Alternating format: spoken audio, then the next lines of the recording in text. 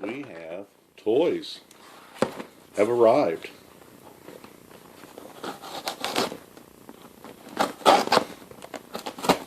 This is my first purchase of any substantial tooling for the for my lathe stuff.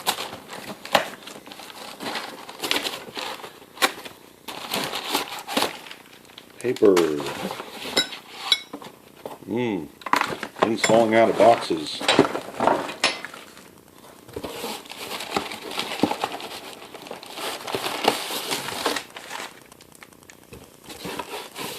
There we go. So let's see what we have here. I have some Morse taper adapters on things that I cannot remove very easily, and this is the proper tool for that. Let's see if they work. I bought a whole set of them. I'm not going to keep these bags.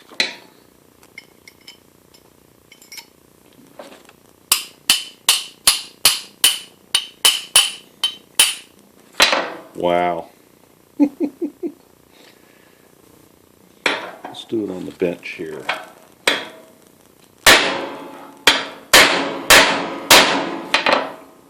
Wow, that's amazing. Okay, well, there's another riddle to solve.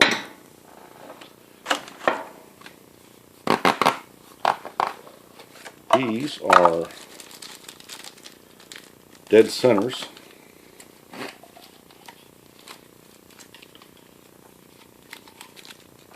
This one would be a number 2. This one's a number 1. And this one's a number 3. And where these come into play is when I am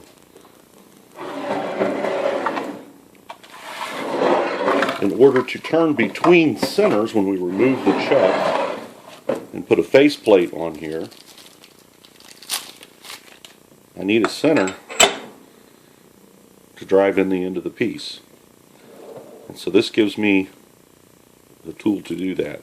This is awful long. So these are basic, simple tools that I didn't have. What we got here?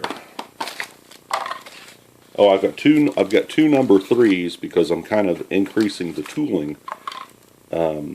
Actually, this is a carbide number 3. I'm increasing the tooling that I have with other lathes, so when I get rid of one, I'll have a little bit of tooling to go with it. Want them to be reasonably somewhat equipped. Now this is the goodie that I've been dreaming about.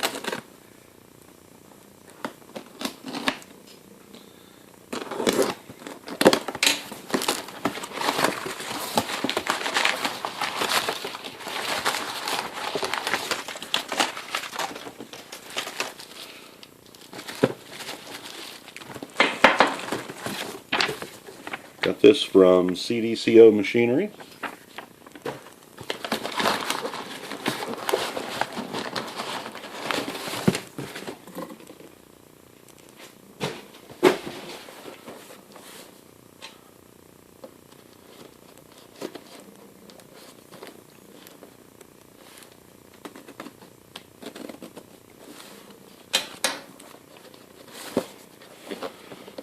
And yes, this is a made in China part. There's just no way I can afford the real thing. I hope by some stroke of luck that I'll run across one of these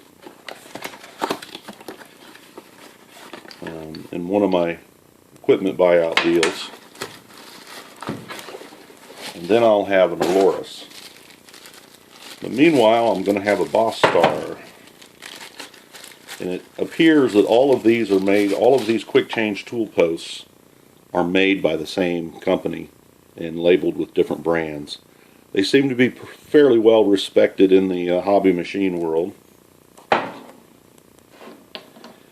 And I don't know if I've got up I think I do. I've got up a video of the first thing I turned on the old gray lady, my QC42. And that's quite a frustrating experience, setting one of those lantern tool posts, of which I have no experience. But every time you move the tool, or make any change to it at all, swivel it around, change its angle, whatever, you end up changing its height. And it has to stay on the center of the workpiece for it to work properly. Well, this goes in place of the lantern, and the tool will get clamped here under these Allen heads. And when this handle is retracted in this direction, here, these will drop down here. And this adjustment is something that I can lock in place with this jam nut, this thumb wheel and this jam nut. And I can always have a repeatable tool post height. So I can turn and adjust the angle of the tool without ever changing or disturbing the height in any way. And I can have many different kinds of tools already mounted up in these blocks. Now this setup was $138. Let's see, find something interesting here. Got about 150 in it with shipping. And my dad had one of these setups for his lathe. Only his was the real Aloris. And it was a bigger unit than this because it was a larger lathe. So this holds a boring bar. And I've got some of that stuff coming. It's not here yet. Tool holders for these things. So this will make my whole arrangement so much better. When I was cutting the nut for my tailstock clamp, you could see the tool moving because all that stuff is flexible. And I'm sure a great machinist could work with that gear and have fantastic results. But you know, I don't want to struggle. Life is much too short. I'd rather sell something and buy this stuff. And in fact, that's what I'm doing. I'm getting rid of. I purchased a bunch of model airplane kits at a real good deal at an auction, and I'm running those off on eBay right now. And the profit from that little Saturday exercise will pay for all this stuff. And you know, I took some time out of one of my Saturdays when I would have rather been working on machine tools to go to that auction. So I don't feel the least bit guilty about turning my weekend time into more weekend fun toys. Now I'm on my way into work this morning, but I wanted to do this opening and show these parts now, because I know that these set screws that these things come with are not very well liked, and I'm going to I want to order some new ones. I'm not sure I'll use these until my new ones get here, but they may be here before I ever have to use them. These don't fit the wrenches very well. They strip out and look like hell, and they're just not good quality. So I'm going to go ahead and replace that. They won't be very expensive, and I'll get rid of the worst thing about these Chinese tools. Oh man, that's going to be so nice. Can't wait to turn something with it. Better base.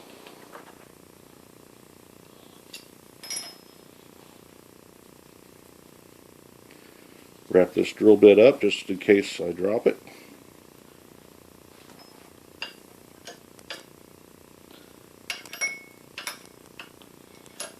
Put the drift in.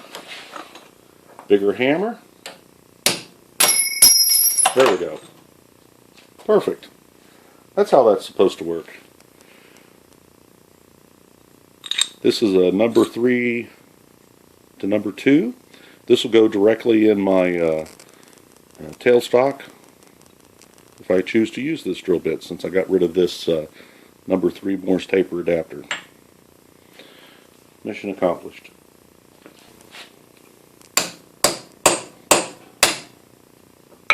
Move.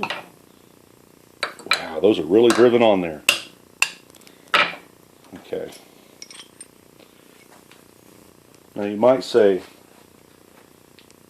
you bought that set of tools to remove those 2 Morse taper adapters. Why? Why, yes, I did. But now if I want to use Morse taper adapters and I want to ever get things apart, I need a tool like this.